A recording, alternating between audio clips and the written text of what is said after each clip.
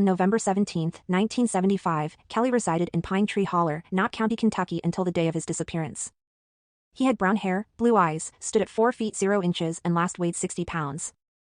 He has a surgical scar on the left side of his face between his nose and upper lip.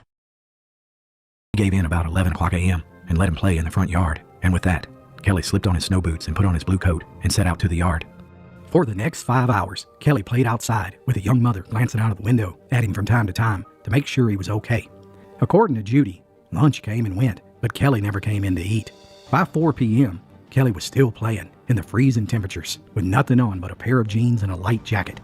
At this time, Judy needed to make a phone call to her. All of a sudden, she made claims that she had seen a strange green car in the area that day, and that possibly Kelly's father, who lived in Florida, had abducted him.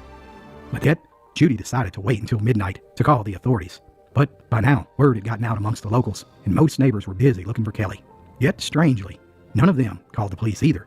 It was dark, and footsteps in the snow were already being covered up and disappearing due to another snowstorm. Finally, the fateful call to police came at 12 a.m.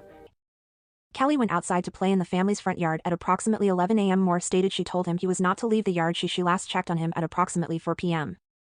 At this point, Moore went to a neighbor's home to answer a phone call. She didn't have a phone of her own.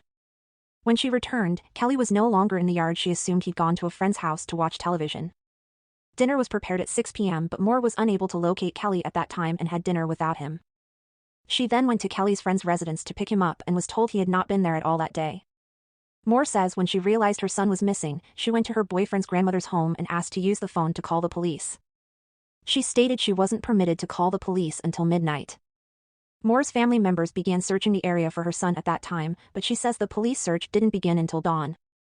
Investigators initially assumed Kelly had wandered off, perhaps to one of several abandoned mines in the area, and frozen to death. Kelly's parents divorced several years before he disappeared, and he lived with his mother and her boyfriend in a rented house.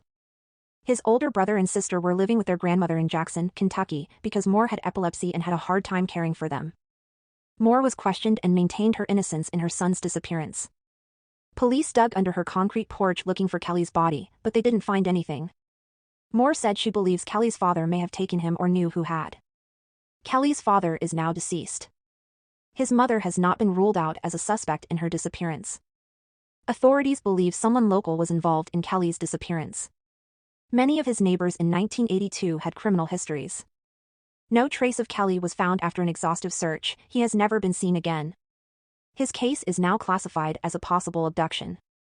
After his disappearance, there were tips that placed him in Florida, possibly the cities of Tampa or Thanodasasa. His case remains unsolved. After 16 days, the search for Kelly was called off. Yet, the investigation continued. One by one, every person who lived in the area was carefully examined and then ruled out. It had become obvious that only one person had any information about the timeline of that day, and that was Kelly's mother. And swirling. Had Kelly gotten lost in the woods and froze to death? Had someone abducted him? That didn't seem likely, given the remote location and the number of eyes that would have surely recognized an unfamiliar car on the dead-end road. Had something more sinister happened? After all, police investigators had discovered that there were several residents living in the holler that had criminal records. And most disturbing, why had Judy waited 11 hours after Kelly was last seen to call the police? Police exhausted every tip and every lead, and they nearly dug up that entire holler. But in the end, no trace of Kelly was found.